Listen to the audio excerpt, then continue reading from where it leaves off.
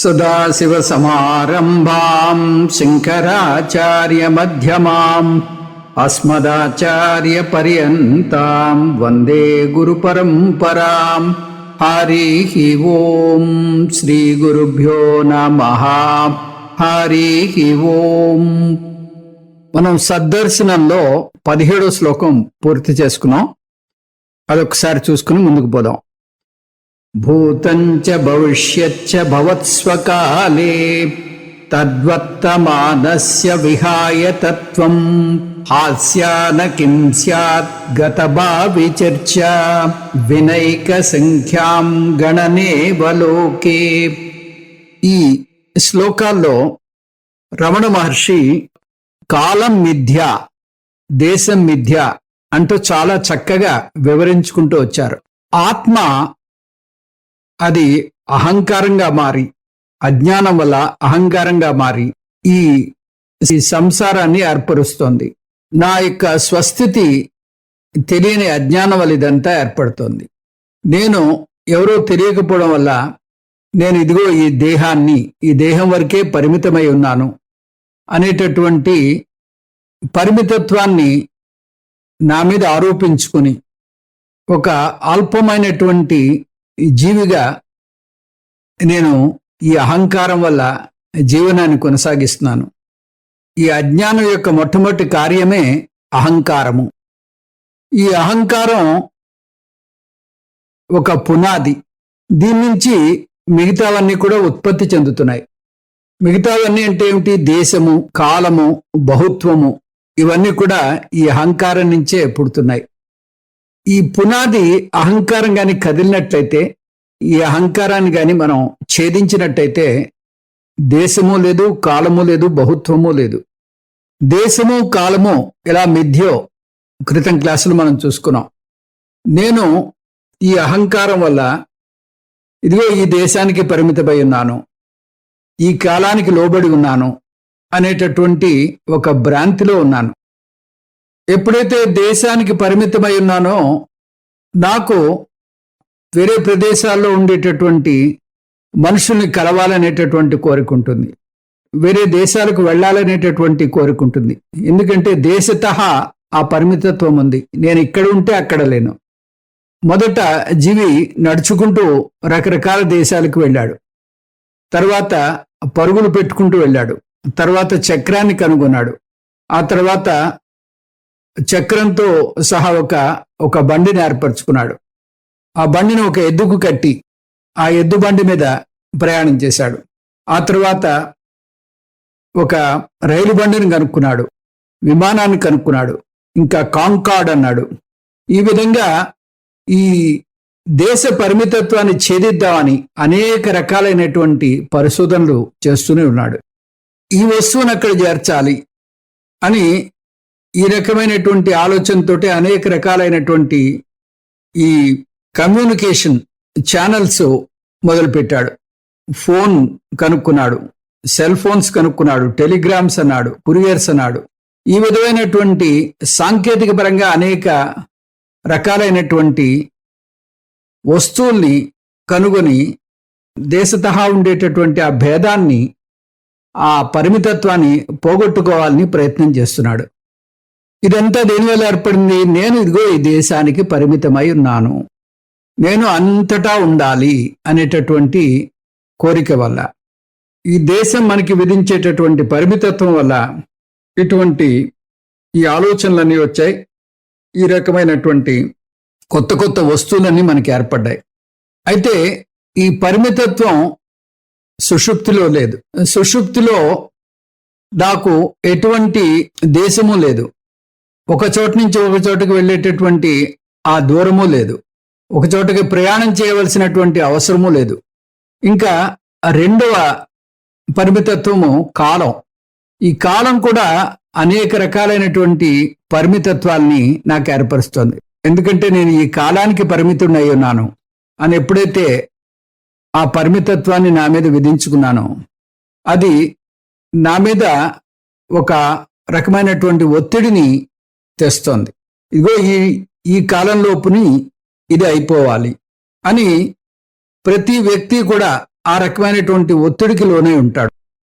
ఒక వార్తాహరుడు కావచ్చు, ఒక బిజినెస్ వ్యాపారి కావచ్చు, ఒక కంప్యూటర్ సాఫ్ట్వేర్ ఇంజనీర్ కావచ్చు, అందరూ ఈ కాలం అనేటటువంటి ఒత్తిడికి లోనై చాలా ఇబ్బంది పడుతూ ఉంటారు. ఎందుకంటే నేను ఇదిగో ఈ పరిమితమైనటువంటి కాలంలో ఉన్నాను, ఈ కాలం లోపుని ఇది అయిపోవాలి అని ఆ కాలం ఇచ్చేటటువంటి ఆ ఒత్తిడికి లోని చాలా అవస్థలు పాలవుతూ ఉంటారు. కాబట్టి దేశం మన మీద దౌర్జన్యం చేస్తుంది, కాలం మన మీద దౌర్జన్యం చేస్తుంది. ఈ రెండు రకాల దౌర్జన్యాల మధ్య మనం జీవనం కొనసాగిస్తాం. నిజానికి దేశము లేదు, కాలము లేదు, ఇవి రెండు కూడా మిథ్యే. ఈ భేదం వల్లే మనకి రాగద్వేషాలు, అసూయ కూడా ఏర్పడుతున్నాయి. అసూయ అంటే ఒకదాంతో నన్ను పోల్చుకోవడం వల్ల ఏర్పడేటటువంటి ఒక న్యూనతాభావం. ఈర్ష్య, పోల్చుకోవడం వల్ల వచ్చేటటువంటి ఈర్ష్య, అసూయ, ఇవన్నీ కూడా బహుత్వం వల్ల, అనేకత్వం వల్ల ఏర్పడుతున్నాయి. ఇవన్నీ కూడా ఈ సుషుప్తిలో లేవు. ఇదంతా కూడా ఈ సంసారము. ఈ సంసారం దేని వల్ల ఏర్పడుతుంది? దేశం వల్ల, కాలం వల్ల, ఈ విభజన వల్ల ఏర్పడుతుంది. ఈ మూడు మన్ని ఈ సంసారంలోకి తోసి మనకి దుఃఖాన్ని తెచ్చిపెడుతున్నాయి. దేశము, కాలము, బహుత్వము, ఈ మూడు మన్ని సంసారంలో పడేసి మనకి లేని కష్టాన్ని తెచ్చిపెడుతున్నాయి. వీటన్నిటికీ పునాది అహంకారం తెలుసుకున్నాం. ఈ అహంకారాన్ని గాని మనం ఛేదించినట్టయితే ఇవేమీ ఉండవు. ఈ అహంకారం, దీన్ని మనం ఎలా ఛేదించాలి, అహంకార నాశనం ఎలా చేసుకోవాలి అనేదే ఈ సద్దర్శనం యొక్క కీలకమైనటువంటి అంశము. ఈ దిశలో మనం 18వ శ్లోకాన్ని చూద్దాం. క్వభాతి దిక్కాల కథా వినాస్మాన్ దిక్కాల లీలేహ వపుర్వయంచేత్ నక్వాపి భావో న కదాపి భామః వయంతు సర్వత్ర సదా చ భామః.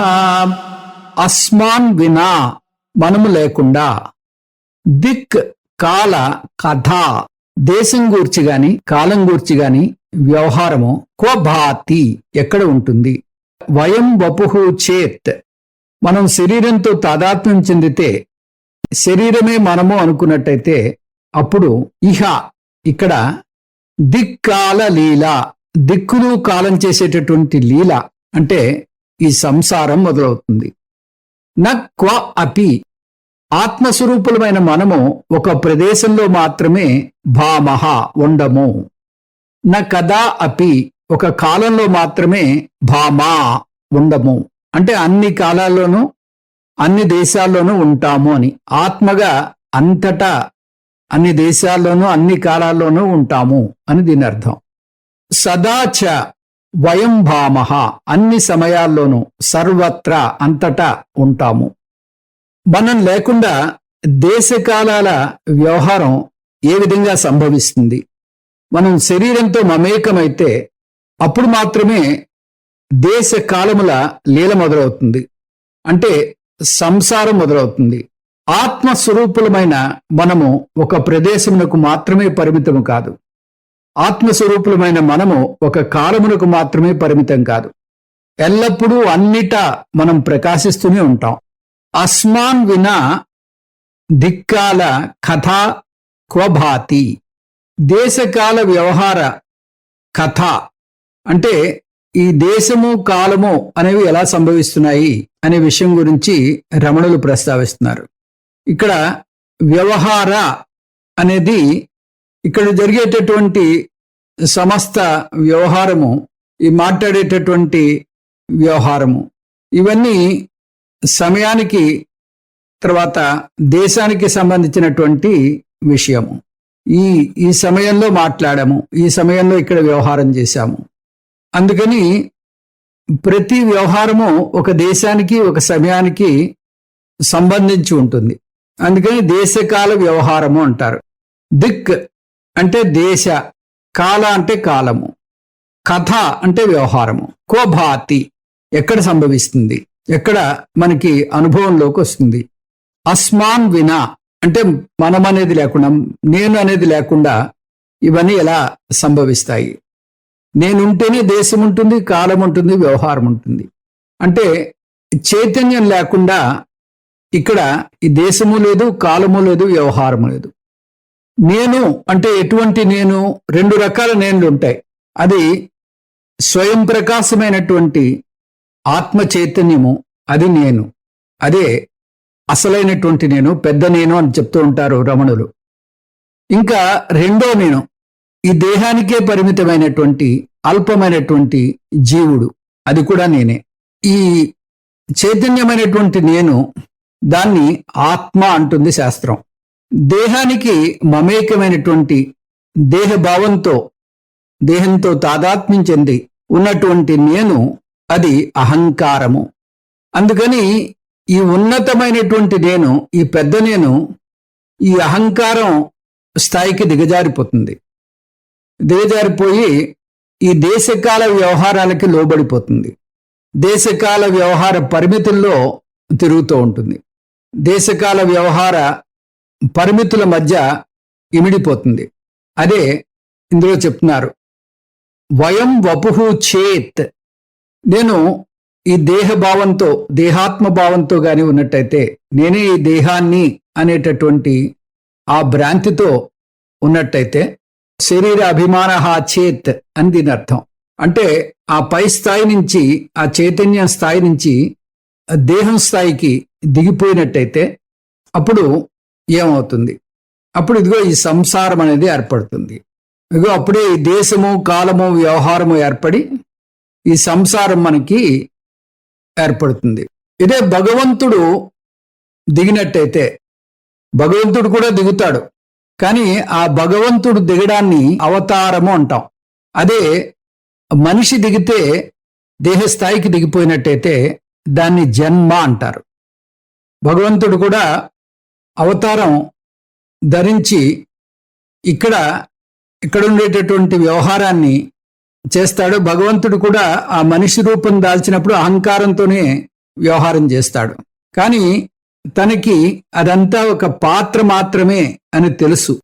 కాబట్టి ఆ భగవంతుడి యొక్క వ్యవహారాన్నంతా అవతారము అని చెప్పి చెప్తాం. అజోపిసన్ అవ్యయాత్మ భూతానాం ఈశ్వరోపిసన్ ప్రకృతిం స్వాం అధిష్టాయ సంభవామి ఆత్మమాయయా అని చెప్పాడు భగవంతుడు. నేను కూడా ఇదిగో ఈ దేహదారినే వస్తాను. నన్ను రాముడు అంటారు, కృష్ణుడు అంటారు. నేను కూడా మీలాగే వివాహం చేసుకుంటాను, పిల్లల్ని కంటాను, ఇక్కడ వ్యవహారానంతా చక్కబెడతాను. కానీ నాకు ఇది కేవలం ఒక వ్యవహారికమైనటువంటి అహంకారం మాత్రమే, ఇది మిథ్య మాత్రమే అని తెలుసు. కాబట్టి నా వ్యవహారాన్ని లీలా అంటారు, నా జన్మని అవతారము అంటారు.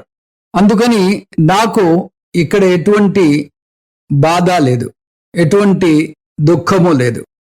అర్జున, నీ విషయంలో ఈ అహంకారం అది నిజం, అది సత్యం, అది మిథ్య కాదు, అదే ఆత్మ అనుకుంటున్నావు. నీ విషయంలో అహంకారమే నిజం, ఆ సత్యమైనటువంటి చైతన్యం అది నిజం కాదు. అందుకని ఇక్కడ ఉండేటటువంటి వ్యవహారం చాలా సత్యమైనదిగా, అదే నిజమా అన్నట్టుగా వ్యవహారం చేసి ఇక్కడ ఉండేటటువంటి సమస్తము కూడా నీకు దుఃఖాన్ని, కష్టాన్ని కొని తెచ్చిపెడుతోంది అంటూ కృష్ణ పరమాత్మ భగవద్గీతలో చెప్పాడు. అహంకారమే జీవుడికి పారమార్థిక సత్యం అయిపోయింది. అసలైనటువంటి పారమార్థిక సత్యాన్ని దర్శించలేకపోతున్నాడు. అందుకని వ్యవహార సత్యమే అసలైనటువంటి సత్యంగా భావిస్తున్నాడు. కాబట్టి ఈ వ్యవహారం అంతా ఇక్కడ ఏర్పడుతోంది. వపుహు వయం చేత్ అంటున్నారు రమణ మహర్షి. అంటే ఈ దేహమే నేను, దేహాభిమానంతో ఉన్నాడు. అప్పుడు ఈ అహంకారం చాలా సత్యంగా కనిపిస్తుంది. ఇక్కడ జరిగేటటువంటి విషయాలన్నీ నిజమా అన్నట్టుంటాయి. అందుకనే దిక్కాల లీలా అని చెప్పారు. ఈ దేశము, కాలము వాటి లీలను చూపిస్తాయి. అంటే సంసారాన్ని మనకి ఏర్పరుస్తున్నాయి.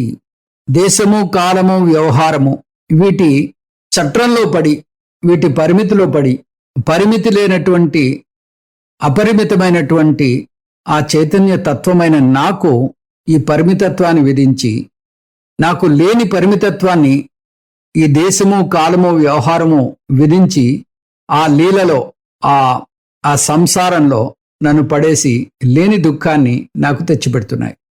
ఒకరోజు పుట్టానంటున్నాను, ఒకరోజు మరణిస్తానంటున్నాను, ముసలివాణ్ణి అయ్యాను. ఈ విధమైనటువంటి ఈ వ్యవస్థలన్నీ వ్యవహార సత్యమైనవి.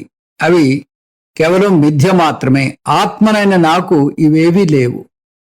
ఇక్కడ దీని నుంచి మనకి బయటపడేటటువంటి పరిష్కారం లేదా అని మనం అనుకుంటే పరిష్కారం ఉంది. దీనికంతటికీ పునాది ఏమనుకున్నాం? ఈ పునాది ఇదంతా అహంకారం వల్ల ఏర్పడుతుంది. అదే పునాది అని చెప్పుకున్నాం. అహంకారం వల్లే దేశము కాలము వ్యవహారము అనేటటువంటి ఈ దౌర్జన్యం మన మీద సాగుతోంది. దేశకాల వ్యవహారాలు దౌర్జన్యాన్ని చేస్తున్నాయి అని అనుకున్నాం. ఇవి సుషుప్తిలో లేవు. సుషుప్తిలో తాత్కాలికంగా ఆ సుషుప్తి అవస్థ ఉన్నంత వరకు మనకి దేశము లేదు, కాలము లేదు, వ్యవహారము లేదు, సంసారము కూడా లేదు. ఈ వీటి లీల మనకి లేదు. కాబట్టి మనకి ఇప్పుడు పరిష్కారం ఏమిటి అంటే 24 గంటలు సుషుప్తిలో ఉండాలా అంటే అది కాదు. సుషుప్తిలో మనకి లేదు అంటే ఏంటి? అహంకారం లేదు సుషుప్తిలో. అలాగే అహంకారాన్ని జాగ్రత్తావస్థలో కూడా ఉన్నా లేనట్టుగా మీరు చేసుకోగలిగితే, అంటే అహంకారాన్ని మిథ్యగా తోసిపుచ్చినట్టయితే, అహంకారాన్ని పూర్తిగా నాశనం చేయలేరు. అహంకారాన్ని పూర్తిగా నాశనం చేస్తే వ్యవహారం చేయలేరు. అహంకారం ఉంటుంది కానీ అది మిథ్యగా మీరు దాన్ని తోసిపుచ్చుతారు. ఆ మిథ్యాత్వ నిశ్చయాన్ని చేసుకుంటారు. ఎప్పుడైతే ఆ మిథ్యాత్వ నిశ్చయం ఏర్పడిందో అప్పుడు ఈ సంసారం ఉన్నా కూడా అది మిమ్మల్ని బాధించదు. వయం వపుహు చేత్ అన్నారు. ఈ దేహమే నేను అనేటటువంటి ఆ భావన వల్లే ఈ అహంకారం వల్లే ఇవన్నీ ఏర్పడుతున్నాయి. అందుకని జ్ఞానాతేవ అహంకార నాశ మనోబుద్ధ్యహంకార చిత్తాని నాహం అంటారు. మనస్సు, బుద్ధి, అహంకారము, చిత్తము ఇదేది కూడా నేను కాదు. అంటే ఈ దేహాన్ని నేను కాదు. ఎప్పుడైతే దేహానికి అతీతమైనటువంటి ఆత్మనిష్టలో ఉన్నారో, నేను దేహాన్ని కాదు, నేను మనస్సుని కాదు, నేను ఇంద్రియాన్ని కాదు అని ఆ విధమైనటువంటి నిష్టలో ఉన్నారో అప్పుడు మీకు సంసారం లేదు. అంతేగాని కళ్ళు మూసుకుని నేనెవరిని అని జపం చేస్తే మీకు తెలిసేటటువంటి విషయం కాదు. ఈ విషయంలో మీకు చాలా స్పష్టత ఉండాలి. అందుకని పరమాత్మ చెప్పాడు. ఈ విషయం మీకు ఎలా తెలుస్తుందో పరమాత్మ ఏమని చెప్పాడు? తద్విద్ధి ప్రణిపాతేన పరిప్రశ్నేన సేవయా అని చెప్పాడు. ఈ అహంకారాన్ని మీరు నిర్మూలన చేసుకోవాలంటే ఏం చేయాలి? ఆ శ్రోత్రియుడైనటువంటి బ్రహ్మనిష్ఠుడైనటువంటి ఆ గురువుని సమీపించి అతనికి సేవ చేసి ఈ విషయాన్ని మీరు అతని ద్వారా మీరు స్వీకరించాలి. దీర్ఘకాలం శ్రవణం, మననం, నిధిధ్యాసనం చేయాలి. అంటే శాస్త్ర ప్రమాణం మాత్రమే మీకు దీనికి పరిష్కారము. అది కూడా మీ సొంతంగా మీరు నేర్చుకోకుండా ఆ గురువు ద్వారా మీరు నేర్చుకోవాలి. ఇది మనం చెప్పుకుంటున్నటువంటి విషయం. నా క్వాపి భామా అని కూడా చెప్పారు 3వ లైన్లో. అంటే ఆత్మ ఒక దేశంలో మాత్రమే కట్టుబడి లేదు. ఆత్మ అంతటా ఉంది. ఆత్మ అంటే సర్వం ఆప్నోతి ఇది ఆత్మ అంటారు. అంతటా ఏదైతే ఉందో అదే ఆత్మ. కాబట్టి ఒక దేశానికి మాత్రమే అది కట్టుబడి లేదు. అందుకని ఇగో ఈ దేహానికి మాత్రమే ఇది కట్టుబడి ఉంది అనేటటువంటి ఆ భావన చాలా తప్పు. అది ఒక కాలానికి, ఒక దేశానికి కట్టుబడి లేదు. ఈ విషయం బాగా మనకు తెలియాలి. అలాగే నక్వాపి భామ న కదాపి భామ, ఒక కాలంలో మాత్రమే ఉంటుంది. అంటే ఈ జీవిగా పుట్టినప్పుడు ఏంటి? ఒక పుట్టిన తేదీ ఉంటుంది, తర్వాత ఒక మరణించే తేదీ ఉంటుంది. ఈ కాలాల మధ్యలోనే ఈ జీవి ఉన్నాడు అనేటటువంటి ఒక భావన ఉంటుంది. అది వయం వపుహు చేత్ అంటే నేను దేహాన్ని అని ఆ దేహంతో తాదాత్మ్యం చెంది ఆ దేహ అభిమానంతో గాని మనం ఆలోచన చేసినట్టయితే అటువంటిది ఏర్పడుతుంది. నేను ఆత్మను అనేటటువంటి ఆ నిశ్చయ బుద్ధితో ఉన్నాడో ఆ పుట్టుక అనేది సత్యం కాదు, మరణము అనేది కూడా సత్యము కాదు. ఆత్మకి పుట్టుక లేదు, మరణము లేదు. నా జాయతే మ్రియతే వా కదాచిత్ నా క్వాపి భామో నా కదాపి భామః. అందుకని ఒక ప్రదేశంలోనే ఉంటుంది ఒక టైంలోనే ఉంటుంది అనేటటువంటి విషయం ఆత్మకు సత్యము కాదు. ఆత్మ అంతటా అన్నిటా ఉంటుంది, సర్వత్రా అన్ని కాలాల్లోనూ సర్వదా ఉంటుంది, సర్వదా సర్వత్రా ఉంటుంది, అన్ని కాలాల్లోనూ అన్నిటా ఉంటుంది. వయంతు సర్వత్ర భామా. కాబట్టి మనము అంతటా ఉంటాము, అన్ని కాలాల్లోనూ ఉంటాము. కదాచ భామా. కదాచ భామా అంటే ఇది ఆత్మ అనేది అందరిలోనూ ఒకే ఆత్మ ఉంది, ఒకే ఆత్మ ఉంది కాబట్టి ఈ ఆత్మ అంతటా అన్ని కాలాల్లోనూ ఉంటుంది. దీనికి ఈ పరిమితత్వం అనేది లేదు. ఈ పరిమితత్వం దేనికి ఉంటుంది? దేహానికి ఉంటుంది. దేహానికి ఆరు రకాలైనటువంటి షడ్వికారాలు ఉంటాయి. అస్థి, జాయతే, వర్ధతే, విపణమతే, అపక్ష్యతే, వినశ్యతే అని 6 వికారాలు ఉంటాయి. నేనే దేహాన్ని అని అనుకున్నట్టయితే ఇది పుడుతుంది, ఇది మరణిస్తుంది. కానీ నేను దేహాన్ని కాదు, ఈ దేహానికి విలక్షణమైనటువంటి ఆత్మను. ఈ దేహం కేవలం ఒక వస్త్రం లాంటిది. ఈ వస్త్రం ఒక టైంలో వచ్చింది, ఒక టైంలో రాలిపోతుంది, కానీ నేను కొనసాగుతూనే ఉంటాను. నేను ఒక ప్రదేశానికి, ఒక కాలానికి పరిమితుణ్ణి కాదు. ఇది చెప్పడానికే న క్వాపి భామో న కదాపి భామః అంటూ రమణ మహర్షి చెప్తున్నారు. అందుకని ఆత్మ ఇప్పుడు నిత్యసర్వగతస్థాణు అచలోయం సనాతనః. ఇది నిత్యం ఉంటుంది, సర్వగతం, అంతటా వ్యాప్తి చెంది ఉంటుంది. ఇది ఒక చోట నుంచి ఒక చోటికి కదిలేటటువంటి ప్రసక్తే లేదు. ఎందుకంటే అంతటా ఉన్నది ఒక చోట నుంచి ఒక చోటకి వెళ్ళేటటువంటి అవసరము లేదు. ఈ విధంగా ఈ ఆత్మతత్వంలో ఎప్పుడైతే మీరు ఆ నిశ్చయ బుద్ధిలో ఆత్మనే నేను అనేటటువంటి ఆ స్థిర బుద్ధితోటి, ఆ నిశ్చయ బుద్ధితోటి ఉన్నారో అప్పుడు అహంకారం యొక్క తీవ్రత తగ్గిపోతుంది. అహంకారం ఉంటుంది, అహంకారంతోనే మనం వ్యవహారం చేస్తూ ఉంటాం. నేను మాట్లాడినా, మీరు వింటున్నా, ఈ ప్రసంగం జరుగుతున్నా, ఇదంతా అహంకారం వల్లే జరుగుతుంది. జీవభావం లేకపోతే వ్యవహారం ఏది లేదు. జీవభావం జరుగుతున్నా కూడా ఈ అహంకారం యొక్క తీవ్రత ఉండదు. అహంకారం యొక్క తీవ్రత అంటే ఇదే సత్యమా అనేటటువంటి భ్రాంతి తొలగిపోతుంది. భ్రాంతి తొలగిపోయింది కాబట్టి ఈ సంసారం మనకి కలిగించేటటువంటి ఆ బాధ, ఆ మానసిక బాధ మనకు ఉండదు. ఇది ఈ శ్లోకం యొక్క అర్థం. ఇంకా 19వ శ్లోకం చూద్దాం.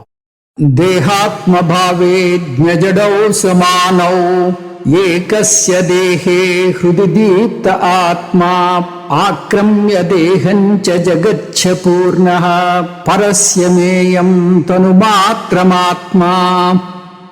దేహాత్మభావే, దేహానుభవమునందు, జ్ఞ అంటే జ్ఞాని, జడ అంటే అజ్ఞాని, సమానౌ సమానమే, ఏకస్య దేహే హృది, జీవుని దేహంలో, హృదయంలో, దీప్త ఆత్మ, ఆత్మ స్వయం ప్రకాశమానమవుతోంది, తనకు తానుగా ప్రకాశిస్తోంది.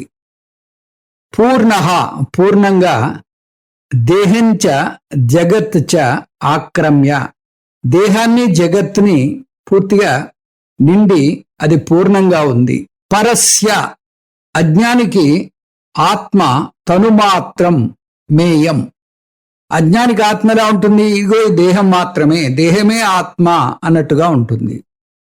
దేహానుభవం అంటే దేహం ఇచ్చేటటువంటి ఈ అనుభవం ఏదైతే ఉందో ఆ అనుభవం జ్ఞానికి అజ్ఞానికి సమానము.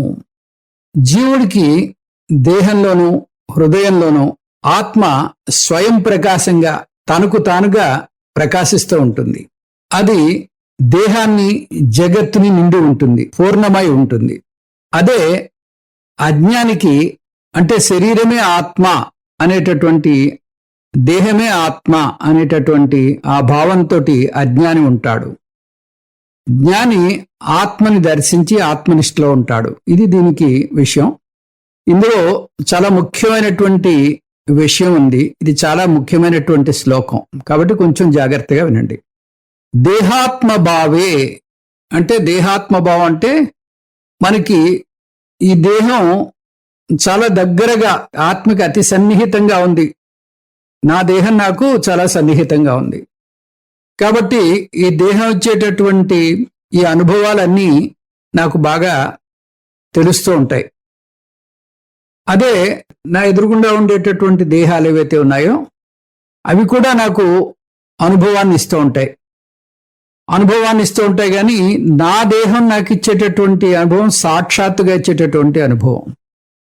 ఆ ఎదురుగుండా ఉండేటటువంటి దేహాలు గురించినటువంటి అనుభవం నాకు కొంత మేరకే ఉంటుంది. అంటే ఒక వ్యక్తిని చూశాను అనుకోండి, ఆ వ్యక్తిని చూస్తే ఆ వ్యక్తి ఎలా ఉన్నాడు, అతని రంగు ఎలా ఉంది, అతను ఎంత హైట్ ఉన్నాడు, ఈ విధమైనటువంటి అనుభవం నాకు కలుగుతుంది.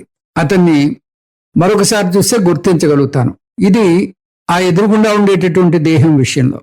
అదే నా దేహం విషయంలో అయితే నా అనుభవం పూర్తిగా భిన్నంగా ఉంటుంది. ఇది సాక్షాత్తుగా కలిగేటటువంటి అనుభవం. ఉదాహరణకి ఆ ఎదుటి వ్యక్తిని ఒక దోమ కుడుతోంది. ఒక దోమ కుడుతుంటే ఆ దోమ మీకు కనిపిస్తోంది, అతను కుడుతుందని తెలుస్తోంది. కానీ అతడు అనుభవిస్తున్నటువంటి ఆ బాధని మీరు అనుభవించరు కూడా. అదే మీ శరీరం మీద దోమ కూర్చుంది, ఆ దోమ కూర్చున్నట్టు తెలుస్తోంది, దోమ కుడుతున్నట్టు తెలుస్తోంది, ఆ బాధ కూడా తెలుస్తుంది. ఇది సాక్షాత్ అనుభవం. కాబట్టి ఈ దేహ అనుభవం అనేది అది జ్ఞానికి ఎలా ఉంటుంది అనే విషయం మీద ఇక్కడ చర్చ వస్తోంది. జ్ఞానికి అజ్ఞానికి ఈ దేహ అనుభవం ఎలా ఉంటుంది అనే విషయం గురించి మనకి ఇక్కడ చర్చ వస్తోంది. అంటే దేహాత్మ భావం, దేహమే ఆత్మ, దేహాత్మ భావం అంటే దేహం ఇచ్చేటటువంటి అనుభవం. అది సుఖం కావచ్చు, దుఃఖం కావచ్చు, ఏదైనా దేహపరమైనటువంటి అనుభవాలు. ఇది జ్ఞానికి ఎలా ఉంటుంది, అజ్ఞానికి ఎలా ఉంటుంది, చాలా చాలా ముఖ్యమైనటువంటి విషయం. ఇప్పుడు జ్ఞాని ఏమనుకుంటాడు, నేను ఆత్మను, నేను ఆ సచ్చిదానంద పరమాత్మను, సత్ చిత్ ఆనంద స్వరూపుణ్ణి, పూర్ణుణ్ణి, అనంతుణ్ణి, ఈ విధమైనటువంటి ఆ నిష్టలో ఉంటాడు. కాబట్టి ఈ ఆత్మ ఎక్కడుంది, తన దేహంలో ఉంది, ఈ అన్ని దేహాల్లోనూ ఉంది. ఇప్పుడు రెండు రకాలైనటువంటి ఆలోచనలు కొనసాగుతాయి, రెండు రకాలైనటువంటి అపోహలు కొనసాగుతాయి. ఆలోచనలు అనద్దు, అపోహలు అందాం, తప్పుడు భావనలు అనమాట. ఒకటేంటి, నేను ఆత్మను కాబట్టి నాకు దేహం ఇచ్చేటటువంటి అనుభవం ఉండదు. అంటే దోమ కుడుతున్నా కూడా నాకు తెలియదు, లేదా నాకు ఆకలి దప్పులు ఉండవు. ఎందుకు, నేను జ్ఞానిని కాబట్టి. ఇదొక అపోహ. నాకు దేహపరమైనటువంటి అనుభవాలన్నీ ఇక ఉండవు, నేను ఎందుకంటే దేహానికి విలక్షణమైనటువంటి ఆత్మను కాబట్టి. ఇది ఒక మొదటి అపోహ, మొదటి తప్పుడు ఆలోచన. రెండో తప్పుడు ఆలోచన ఏమిటి, నేను అన్ని దేహాల్లోనూ ఉన్నాను ఆత్మగా. ఆత్మ ఒకటే ఉంది, ఒకే ఆత్మ అన్ని దేహాల్లోనూ ఉంది. నేను ఆత్మనిష్టలో ఉన్నాను, నేనే ఆత్మను అనేటటువంటి ఆ నిష్టలో ఉన్నాను. కాబట్టి అన్ని దేహాల్లో ఉండేటటువంటి ఆ భావనలే నాలోనూ ఉంటాయి. అంటే ఎవరికైనా ఆకలిస్తే నాకు కూడా ఆకలిస్తుంది, లేదా ఎవరికైనా ఆ దోమ కుడితే నాకు కూడా ఆ బాధ వస్తుంది, లేదా ఎవరికైనా ఆనందం వస్తే నాకు కూడా ఆనందం వస్తుంది. అంటే అన్ని దేహాల్లో కలిగేటటువంటి ఆ ఆలోచనే నాకు కూడా కలుగుతుంది. నేనే ఆత్మను అనేటటువంటి నిష్ట ఉన్నటువంటి జ్ఞానికి అన్ని దేహాల్లో ఉండేటటువంటి ఆ అనుభవాలు తనవే అనేటటువంటి మరొక అపోహ ఉంటుంది. ఎవరినైనా తేలు కుడితే తనకి ఆ బాధ వస్తుంది, ఎవరికైనా ఆనందం వస్తే తనకి ఆనందం వస్తుంది. ఇది రెండవ అపోహ, రెండవ తప్పుడు భావన. ఎవరికైనా ఆకలిస్తే తనకు కూడా ఆకలిస్తుంది, ఇది రెండవ తప్పుడు భావన. ఇది ఇందులో రమణులు మనకి చర్చిస్తున్నారు. చాలా ముఖ్యమైనటువంటి అంశం ఇది. ఈ దేహానికి సంబంధించినటువంటి దేహాభిమానం అంటారు. దేహానికి సంబంధించినటువంటి ఆ అనుభవం ఏదైతే ఉందో ఆ అనుభవం జ్ఞానికి అజ్ఞానికి ఇద్దరికి సమానంగా ఉంటుంది. ఎవరి దేహం యొక్క అనుభవం వాళ్ళకే ఉంటుంది, ఇతరులకు ఉండదు. ఈ విషయాన్ని స్పష్టపరుస్తూ, ఎందుకంటే ఎవరి దేహం వాళ్ళది, దానికి సంబంధించినటువంటి ఆ బయలాజికల్ ఎక్స్పీరియన్స్ ఏదైతే ఉందో అది వాళ్ళకే వస్తుంది. ఎవరికైనా జ్వరం వస్తే దానికి సంబంధించినటువంటి ఆ బాధలు ఆ దేహదారికే ఉంటాయి తప్పితే ఆ జ్ఞానికి రావు. అట్లాగే జ్ఞాని ఈ దేహానికి అతీతంగా ఉండడు. దేహం ఇచ్చేటటువంటి బాధలు ఆ జ్ఞానికి కూడా తప్పవు. ఈ విషయాన్ని మనకి స్పష్టపరుస్తూ జ్ఞ జడౌ సమానం అంటున్నారు. అంటే జ్ఞాని తర్వాత ఈ జడ అంటే అజ్ఞాని ఇద్దరు దేహ అనుభవ విషయంలో సమానమే. జ్ఞానికి కూడా దేహపరమైనటువంటి బాధలు, ఆకలి దప్పులు ఉంటాయి. అతనికి ఏదైనా దోమ కుడితే అతనికి కూడా నొప్పి పెడుతుంది. ఎందుకంటే శాస్త్రం చెప్తుంది అతనికి ఆగామి పుట్టదు, కొత్తగా పాపపుణ్యాలు పుట్టవు. అలాగే సంచితం దగ్ధమైపోయిందని చెప్పాం. కానీ ప్రారంధం మాత్రం ఉంటుంది. ఇది శాస్త్రం చెప్తూ ఉంటుంది. అంటే ప్రారంధం కొనసాగుతోంది. జ్ఞానికి కూడా ప్రారంధం ఉంటుంది కాబట్టి ఆ దేహపరమైనటువంటి ఆ బయలాజికల్ ఎక్స్పీరియన్స్ ఏదైతే ఉందో అది జ్ఞానికి కూడా తప్పదు. దాన్నే ప్రారంధము అంటారు. ఆ ప్రారంధం కొనసాగేంత వరకు ఆ దేహం కొనసాగుతూనే ఉంటుంది. ఇది చాలా స్పష్టంగా మనకి ఈ శ్లోకంలో రమణ మహర్షి మనకి తెలియజేశారు. అయితే ఈ దేని గురించినటువంటి ఈ తప్పుడు అపోహలు ఏవైతే ఉన్నాయో ఆ అపోహలు అంటే జ్ఞానం రాగానే నాకు ఈ దేహ స్పృహ పోతుంది, ఈ దేహం ఇచ్చేటటువంటి బాధలు ఏవి ఉండవు అనేటటువంటి ఒక తప్పుడు ఆలోచన ఈ వేదాంతుల్లో కూడా కొనసాగుతూ ఉంటుంది. ఇంకా సరైనటువంటి అవగాహన కాదు. ఎందుకంటే ప్రారంధం ఉన్నంతకాలం ఈ రకమైనటువంటి అనుభవం తప్పదు, శరీరం ఉన్నంతకాలం ఈ అనుభవం తప్పదు. దీనికి అంటే ఇదే నిజం అనుకుంటే ప్రతి క్లాసు అయిన తర్వాత స్వామీజీ అంటూ ఉంటారు హాస్యంగా, ఒక పిన్ని తీసుకుని పొడుచుకోవాలట. పొడుచుకుంటే అది నొప్పి వస్తే ఇంకా జ్ఞానం రాలేదు, ఇంకా జ్ఞానం పూర్తిగా ఆ సుప్త చేతనంలోకి వెళ్ళలేదు, అంటే నేను జ్ఞానిని కాలేదు అని ప్రతిరోజు పొడుచుకుని చూసుకోవాలి ఓ పిన్నిస్ తోటి. ఒకవేళ అలాగా కానీ మీరు పొడుచుకున్నట్టయితే మీకు నొప్పి కలగకపోతే మీరు జ్ఞానం అయినట్టు అంటే జ్ఞానం అయినట్టు కాదు. మీరు ఇమ్మీడియట్గా డాక్టర్ దగ్గరికి పోయి టెస్ట్ చేయించుకోండి, మీకు ఏదో ప్రాబ్లం ఉంది అంటున్నారు స్వామీజీ. కాబట్టి ఈ శరీర స్పృహ కోల్పోతాము, శరీర అనుభవాలన్నీ ఇంకా ఉండవు అనేటటువంటి ఈ భ్రాంతి, ఈ తప్పుడు ఆలోచన సరైనటువంటిది కాదు. ఇది సరైన అవగాహన కాదు. ఇవన్నీ ఎందువల్ల వచ్చాయండి అంటే దీనికి సంబంధించినటువంటి రకరకాల కథలు మనకి ఈ వేదాంత సర్కిల్స్ లోనే అలా నడుస్తూ ఉంటాయి. Best example Sadashiva Brahmendra. ఆయన జ్ఞానుల్లోకిలా పరమ ఉత్తమమైనటువంటి జ్ఞానిగా పరిగణించబడతాడు. ఎందువల్లంటే కొన్ని ఎగ్జాంపుల్స్ చెప్తారు. ఆ ఎగ్జాంపుల్స్ ఏమిటంటే ఆయనకి దేహస్పృహ లేదు కాబట్టి ఆయన దిగంబరంగా నడుస్తూ ఉంటాడు. దిగంబరంగా అలా నడుస్తుంటే ఒకసారి ఒక సముద్ర తీరంలో ఆయన నడుస్తుంటే వెనకాల ఎవరో ఆయన ఆట పట్టించడానికి ఒక కత్తి తీసుకుని ఆయన చెయ్యి నరికేశారు. నరికేస్తే చేయమో రాలి కింద పడిపోయింది. ఆ చెయ్యి రాలి కింద పడిపోతే ఆయనకి తెలియట్లా, ఆయన వెళ్ళిపోతున్నారు. మళ్ళీ వాళ్ళు ఎవరైతే ఏడిపించారో వాళ్ళకి చాలా జాలి వేసి, అయ్యో పాపం ఇంత మహానుభావుని ఇటువంటి హాని చేశామని చెప్పి ఆ చేయి తీసుకొచ్చి మళ్ళీ ఆ భుజానికి తగిలించేస్తే అది మళ్ళీ అతుక్కుపోయిందిట.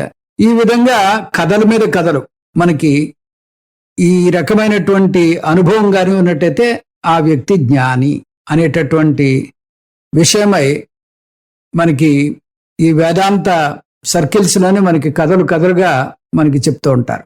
ఇది సరైనది కాదు అని ఎవరు చెప్తున్నారు? రమణ మహర్షి చెప్పారు. జ్ఞ జడౌ సమానౌ దేహాత్మభావే జ్ఞ జడౌ సమానే. దేహాత్మభావే అంటే దేహం ఇచ్చేటటువంటి ఈ అనుభవం విషయంలో అజ్ఞాని జ్ఞాని ఇద్దరు సమానమే. అంటే దేహస్పృహని కోల్పోడు అని ఇందులో చాలా సుస్పష్టంగా మనకి రమణ మహర్షి చెప్తున్నారు.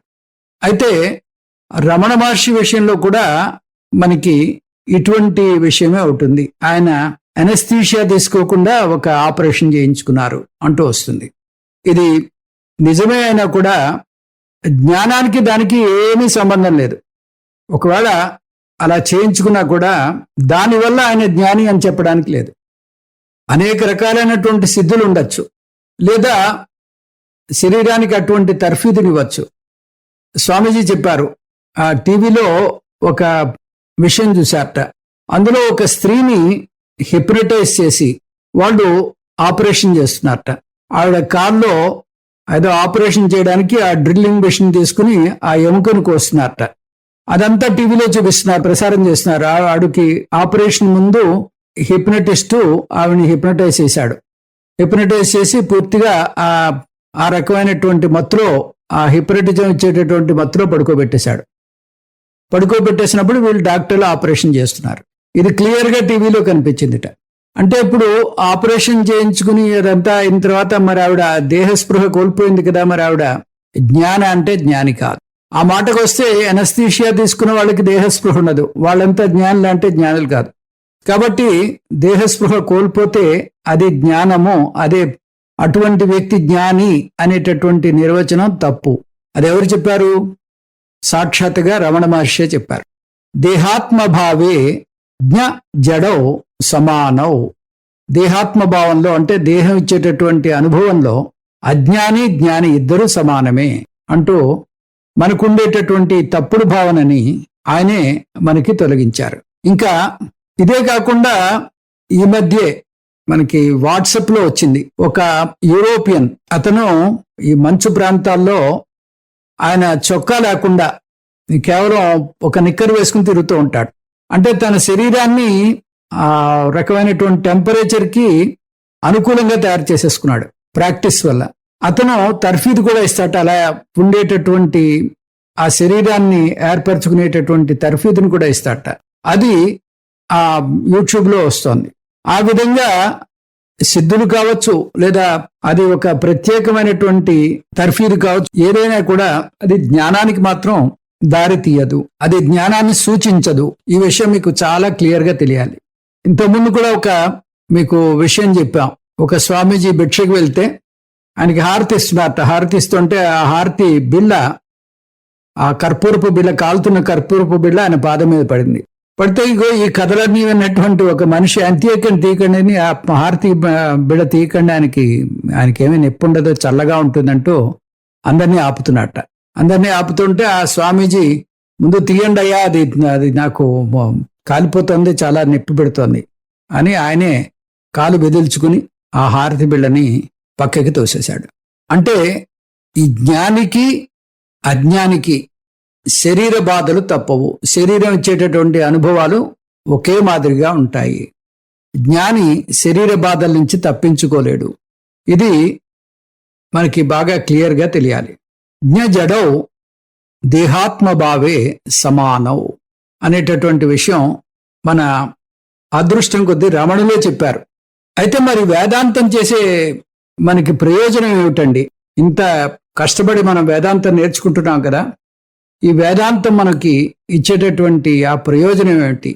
వేదాంతం మనకి దేహపరమైనటువంటి బాధలు కానీ పోగొట్టున్నట్టయితే వేదాంతం వల్ల మనకి ఒరిగేదేమిటి అని మీరు అడగచ్చు.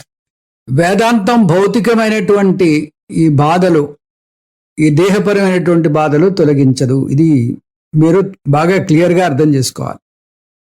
అయితే వేదాంతం ఈ మానసిక పరమైనటువంటి, ఈ బుద్ధిపరమైనటువంటి సమస్యల్ని అది పరిష్కరిస్తుంది. దేహపరమైనటువంటి సమస్యల్ని అది పరిష్కరించలేదు. ఈ సంసారం మనకి అనేక రకాలైనటువంటి ఆటుపోట్లను ఇస్తూ ఉంటుంది. ఈ ఆటుపోట్ల వల్ల మనకి ఆ మానసికమైనటువంటి బాధ ఎక్కువ ఉంటుంది. ఆ మానసిక బాధను తొలగిస్తుంది.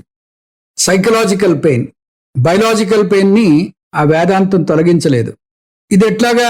ఏదైనా దెబ్బ తగిలింది అనుకోండి, చిన్నపిల్లవాడైతే ఏడుస్తాడు, పెద్దవాడైతే ఏడుస్తాడు. ఏడ్చి నాకే ఎందుకు కలిగింది, ఇంత పుణ్యం చేసుకున్నాను, నాకే ఎందుకు ఏర్పడింది అంటూ దాన్ని గోరంతలు కొండంతలు చేసి శారీరక బాధతో పాటు మానసిక బాధను కూడా కొని తెచ్చుకుంటాడు. ఈ మానసిక బాధని వేదాంతం తొలగిస్తుంది. మానసిక బాధని పూర్తిగా జీరో చేసేస్తుంది. బయలాజికల్ లేదా శరీరపరమైనటువంటి బాధని వేదాంతం పరిష్కరించలేదు. వేదాంతం దానికి మందు కాదు. మానసిక బాధకి, బుద్ధిపరమైనటువంటి బాధకి వేదాంతం అల్టిమేట్ రెమెడీ, అదే అంతిమ వైద్యం చేస్తుంది. సైకాలజీ తర్వాత సైకియాట్రీ కన్నా కూడా అల్టిమేట్ వైద్యం ఈ వేదాంతం చేస్తుంది. మనస్సు పరంగా అది సరిగ్గా దాన్ని రిసీవ్ చేసుకున్నట్టయితే వీటన్నిటికన్నా కూడా మిన్నగా ఇది పనిచేస్తుంది. ఇది ఆత్యంతికమైనటువంటి ఆ పరిష్కారాన్ని మీకు చూపిస్తుంది. సైకాలజీ, సైకియాట్రీ వాళ్ళని వ్యవహారపరంగానే పరిష్కారం చూపిస్తారు. ఇది ఆ వ్యవహారం అంతా కూడా మిథ్య అని వ్యవహారాన్ని తోసిపుచ్చి మీ యొక్క ఉన్నతమైనటువంటి స్థితిలో మిమ్మల్ని నిలబెట్టి మీకు అటువంటి దుఃఖంలో ఉన్నా కూడా మీకు ఆత్యంతికమైనటువంటి ఆనందాన్ని అందించేటటువంటి స్థితిని ఈ వేదాంతం కలుగజేస్తుంది. కాబట్టి దేహాత్మ భావే జ్ఞజడౌ సమానౌ, ఈ దేహపరమైనటువంటి అనుభవంలో ఈ అజ్ఞాని జ్ఞాని ఇద్దరూ ఒకటే అన్నట్టుగా రమణ మహర్షి చెప్తున్నారు. ఇప్పుడు ఇది ఎలా అంటే మనకి ఈ భ్రాంతి, సూర్యుడు ఉదయిస్తున్నాడు, సూర్యుడు అస్తమిస్తున్నాడు అంటే ఈ భూమి చుట్టూ సూర్యుడు తిరుగుతున్నాడు అనేటటువంటి ఒక భ్రాంతి ఉంది. అందుకనే సూర్య ఉదయము సూర్య అస్తమయము అంటూ ఉంటాం. అది సైన్స్ పరంగా అది సత్యం కాదు. నిజానికి భూమి తన చుట్టూ తాను తిరుగుతోంది, అలా తిరుగుతూ సూర్యుడి చుట్టూ కూడా తిరుగుతోంది. ఈ విధంగా మనకి ఈ ఋతువులు ఏర్పడుతున్నాయి, తర్వాత రాత్రింబవళ్ళు ఏర్పడుతున్నాయి, సూర్యోదయము సూర్యాస్తమయము ఏర్పడుతున్నాయి. అయితే ఈ విషయం మనకి తెలిసినప్పటికీ ఆ సూర్యోదయం ఏర్పడుతుంది, సూర్యాస్తమయం ఏర్పడుతుంది. సూర్యోదయం సూర్యాస్తమయం పోవు. వ్యవహారంలో సూర్యోదయం ఉంటుంది, సూర్యాస్తమయం ఉంటుంది, కానీ అది సత్యము కాదు, అందులో ఏమాత్రం నిజం లేదు అనే విషయం మీకు ఆ బుద్ధిపరంగా తెలుస్తుంది. అదే మాదిరిగా భూమి తన చుట్టూ తాను చాలా వేగంగా తిరుగుతోంది అనే విషయం కూడా మీకు బుద్ధిపరంగా తెలుస్తుంది, కానీ భూమి తిరుగుతున్నట్టుగా మీకు అనుభవంలో రాదు. కాబట్టి ఈ అనుభవం ఆ బుద్ధిలో కలిగినటువంటి ఆ జ్ఞానాన్ని దాన్ని పూర్తిగా తొలగించలేదు. ఎప్పుడైతే ఆ జ్ఞానం పూర్తిగా ఆ జ్ఞానం నిస్సంశయమైనటువంటి జ్ఞానంగా మారిందో, అది నిష్ఠగా మారిందో, ఆ జ్ఞానాన్ని మనకి కలిగేటటువంటి అనుభవం మార్చలేదు. భూమి తన చుట్టూ తాను తిరుగుతోంది అని మనందరికీ తెలుసు, దాని కాదని మనం ఎవరూ చెప్పం, ఎందుకంటే అది సైంటిఫిక్ ఫ్యాక్ట్. కానీ మన అనుభవం ఏంటి? భూమి ఏమాత్రం తిరగట్లేదు కాబట్టి మనం నడవగలుగుతున్నాం, మనం ఇల్లు కట్టుకుంటున్నాం, మనం ఇక్కడ వ్యవహారం అంతా చేయగలుగుతున్నాం. మన అనుభవం పూర్తిగా ఈ సైన్స్ ఇచ్చినటువంటి విజ్ఞానానికి భిన్నంగా ఉంది, కానీ మనం సైన్స్ని నమ్ముతున్నాం, ఆ దిశగానే మనం ఆలోచన కూడా చేస్తున్నాం. కాబట్టి ఈ జ్ఞానాన్ని అనుభవం తోసివేయలేదు. ఇక్కడ ఈ మనిషి ఒకరోజు పుట్టాడు, అలా పెరుగుతూ వృద్ధుడయ్యాడు, ఒకరోజు చనిపోతున్నాడు. అంటే ఒక డేట్ ఆఫ్ బర్త్ ఉంది, తర్వాత ఒక డేట్ ఆఫ్ డెత్ ఉంది. ఈ రకమైనటువంటి ఈ వ్యవస్థలన్నీ ఉన్నాయి. బాల్యము, తర్వాత యుక్త వయస్సు, వృద్ధాప్యము, మరణము, ఈ రకమైనటువంటి వ్యవస్థలన్నీ ఉన్నాయి. ఇవన్నీ కూడా దేహపరమైనటువంటి వ్యవస్థలే కానీ ఆత్మకు లేవు. ఆత్మపరంగా నాకు పుట్టుక లేదు, యుక్త వయస్సు లేదు, బాల్యము లేదు, వృద్ధాప్యము లేదు, మరణము లేదు. ఆత్మగా నాలో ఎటువంటి మార్పు లేదు. ఇది ఆ బుద్ధిపరంగా ఏర్పడినటువంటి ఆ స్థితి. కాబట్టి ఆ మనోధైర్యం చెక్కు చెదరదు. శరీరపరంగా మన యొక్క వ్యవస్థ మారినా కూడా ఆ మానసికంగా చాలా దృఢంగా ఉంటుంది. ఈ ఎక్స్పీరియన్స్ మనకి ఇక్కడ కలిగేటటువంటి అనుభవం వల్ల ఏర్పడినటువంటి ఈ భావనలు ఏవైతే ఉన్నాయో ఆ భావనలు మారతాయి. ఎక్స్పీరియన్స్ వల్ల ఏర్పడేటటువంటి భావనలు అంటే ఏంటి? ఈ సిద్ధులు ఉన్నటువంటి వ్యక్తులు కనిపిస్తూ ఉంటారు. అంటే ప్రతి జ్ఞానికి సిద్ధులు ఉండాలి, సిద్ధులు ఉంటేనే జ్ఞానము. అంటే ఆ జ్ఞానికి సిద్ధులు అనేవి అవి తప్పనిసరి. జ్ఞాని అని చెప్పాలంటే సిద్ధులు ఉండాలి. ఇవన్నీ మనకి కనిపించేటటువంటి అనుభవాలతో మనం ఏర్పరచుకున్నటువంటి తప్పుడు భావనలు. సిద్ధులకి జ్ఞానానికి సంబంధమే లేదు. రకరకాల సిద్ధులు ప్రదర్శిస్తూ జ్ఞానం లవలేశం కూడా లేనటువంటి వ్యక్తులు అనేక మంది ఉన్నారు.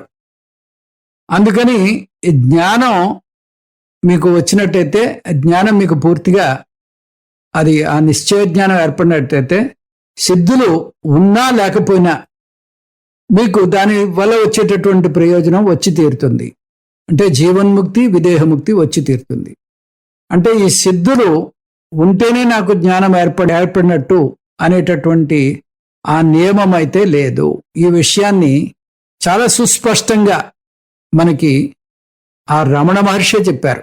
జ్ఞజడౌ సమానౌ దేహాత్మ భావే అని చాలా చాలా క్లియర్గా ఇందులో మనకి వస్తుంది. ఏకస్య జ్ఞానినః ఆత్మదేహే దీప్తాః.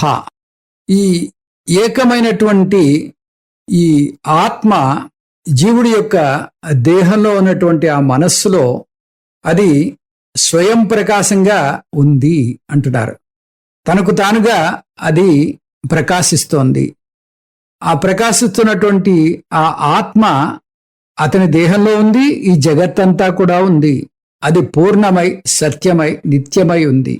కాబట్టి జ్ఞాని ఆ ఆత్మతత్వంలో నిలబడి నేను ఈ దేహానికి విలక్షణమైనటువంటి ఆత్మను అని తెలుసుకున్నాడు. కాబట్టి ఈ ఆత్మ అదే నా యొక్క నిజస్వరూపము. దాన్ని రమణ మహర్షి భాషలో ఆ పెద్ద నేనునే నేను, చిన్న నేనంటే దేహంతో మమేకమైనటువంటి నేను. కాబట్టి ఆ ఆత్మ స్థితిలో ఉన్నటువంటి ఆ నేను అది ఎటువంటి మానసిక రుగ్మతలకి లోను కాదు. నేను దేహాన్ని కాదు, నేను ఆ చైతన్యం తత్వాన్ని. ఈ చైతన్య తత్వం అంటే ఏమిటి? అది దేహంలో, అందులోనూ దేహంలో ఉన్నటువంటి ఆ మనస్సులో స్వయం ప్రకాశంగా వెలుగుతోంది. అది కేవలం దేహం వరకే కాకుండా జగత్తంతా నిండి ఉంది, పూర్ణమై ఉంది, నిత్యమై ఉంది, సత్యమై ఉంది, ఏకమై ఉంది, సారమై ఉంది, సత్యమై ఉంది. ఇది దీప్త అంటే ప్రకాశిస్తోంది. ప్రకాశిస్తుందంటే ఓ ట్యూబ్ లైట్లో వెలుగుతుందని కాదు అక్కడ. దాన్ని స్వయం ప్రకాశము, సెల్ఫ్ ఎవిడెంట్ సెల్ఫ్ అంటారు. అంటే వేరే ఏ జ్యోతులు అవసరం లేదు, తనకు తానుగానే వెలుగుతోంది అన్నట్టు అనమాట. అటువంటి ఆ స్వయం ప్రకాశమైనటువంటి ప్రతిబోధ విదితం మతం అని చెప్పి కేనోపనిషత్తులో చెప్పారు. తనకు తానుగానే స్వయం ప్రకాశంగా ఉండేటటువంటి ఆత్మ దేహం జగచ్చ, ఈ దేహంలోనూ జగత్తులోనూ అంతటా కూడా అది నిండి ఉంది, పూర్ణమై ఉంది అన్నట్టుగా చెప్తున్నారు. అంటే అంతటా ఆత్మగా నేనే అంతటా ఉన్నాను. మయేవ సకలం యాతం మై సర్వం ప్రతిష్ఠితం మై సర్వం లయం యాతి తద్బ్రహ్మాద్వయం అస్మ్యహం. నా నుంచే ఇదంతా వస్తోంది, నాలోనే స్థితికారకం అవుతుంది, నాలోనే అంత్యంలో ఇదంతా కూడా లయమైపోతుంది అనేటటువంటి ఆ ఉన్నతమైనటువంటి ఆత్మస్థితిలో ఉన్నాడు ఈ జ్ఞాని. అంతటి ఆత్మస్థితిలో ఉన్నా కూడా అతనికి ఆ దేహ అనుభవాలు అవి తప్పవు. ఆ మానసికంగా ఆయన పూర్తిగా ఆత్మలో లయమై ఉన్నాడు.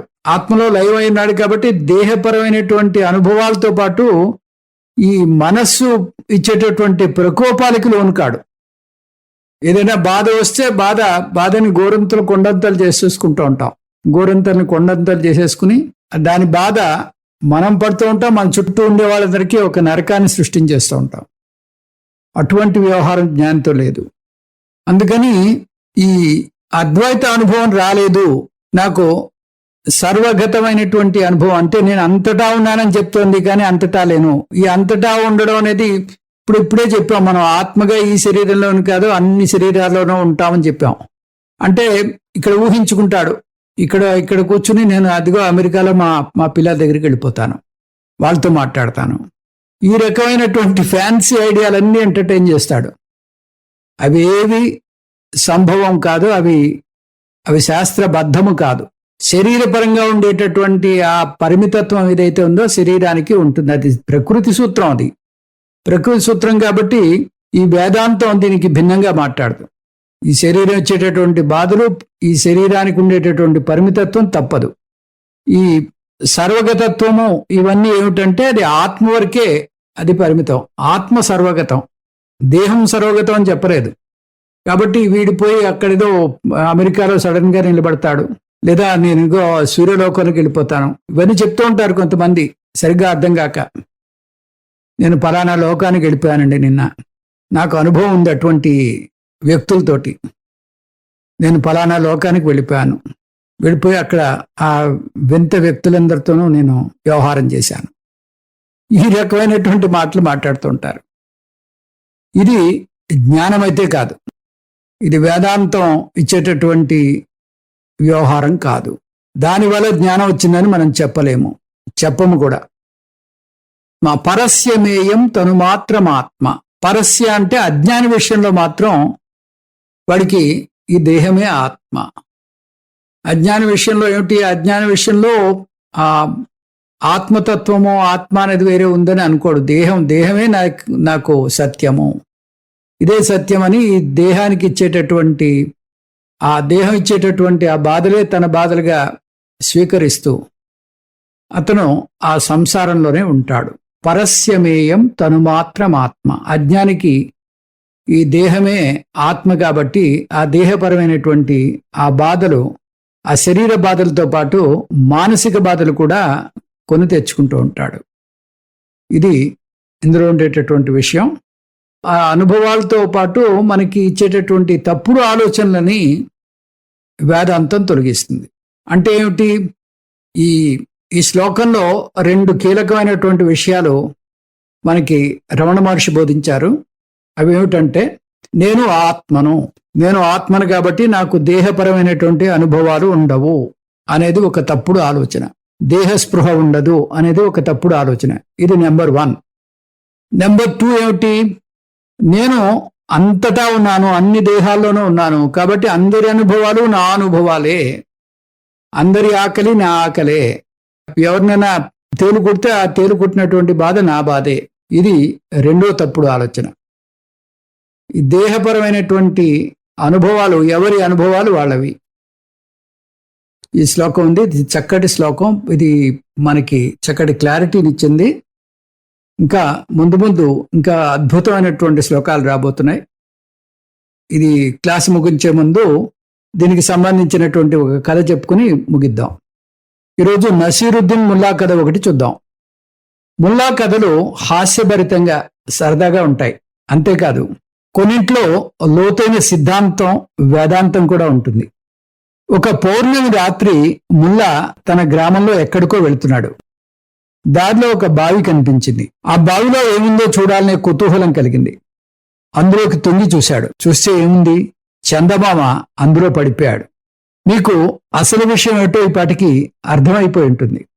ఆ బావి నిండుగా నీరుంది. నీటిలో పున్నమి చంద్రుని ప్రతిబింబం మెరుస్తోంది.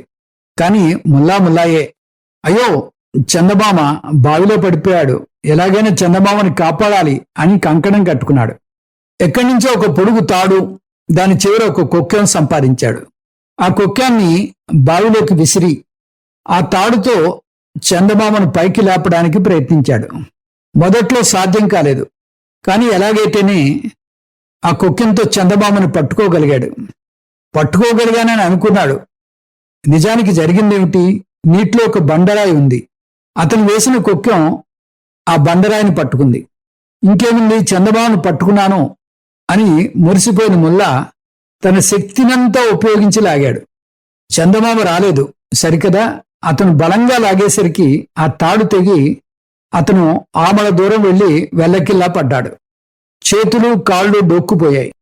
కానీ అతని మొహం ఆకాశం వైపు ఉండడంతో అనుకోకుండా ఆకాశం వైపు చూశాడు. ఆకాశంలో నిండు పున్నమి చంద్రుడు కనిపిస్తున్నాడు. తనను చూసి కృతజ్ఞతాపూర్వకంగా చిరునవ్వులు చిందిస్తున్నట్టుగా ఉన్నాడు. తనకి తగిలిన దెబ్బలన్నింటినీ మరిచిపోయాడు. తను చేసిన ప్రయత్నం వల్లనే చందమామ తన యథాస్థానానికి చేరుకున్నాడని మురిసిపోయాడు. సంతోషంగా అక్కడి నుంచి వెళ్ళిపోయాడు ముల్లా. చందమామ జీవాత్మ, బావి సంసారము. కష్టపడి లాగగా తత్వమసి అని అర్థమవుతుంది. సంతోషంగా నేను మోక్షం పొందాను అని అనుకుంటారు. మీరు ఎప్పుడో మోక్షం పొందారు. ఎప్పుడూ మీరు ముక్త పురుషులే. చైతన్య స్వరూపుడనైన నేను దేహంలో పరిమితంగా ఉన్నాను, దేహం వరకు పరిమితం అనే అపోహ అది తొలగిపోయింది. అంతే. ఓం తత్సత్. సర్వం శ్రీకృష్ణార్పణమస్తు. ఓం పూర్ణమదః పూర్ణమిదం పూర్ణాత్ పూర్ణముదచ్యతే పూర్ణస్య పూర్ణమాదాయ పూర్ణమేవావశిష్యతే. ఓం శాంతి శాంతి శాంతి. హరి ఓం. శ్రీ గురుభ్యో నమః. హరి ఓం.